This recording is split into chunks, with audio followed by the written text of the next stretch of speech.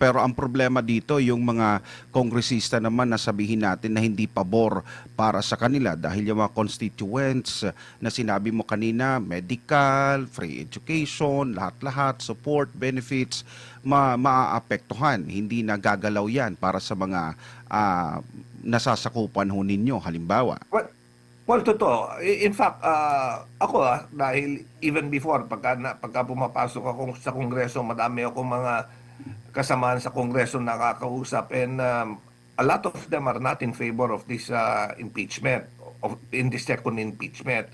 Dahil ang concern nila, alam mo, sa dinami-dami ng kontrobersya na bumabalot ngayon sa Kongreso, hindi na kailangan dagdagan ng isa pang issue na kagaya nitong second impeachment proceeding.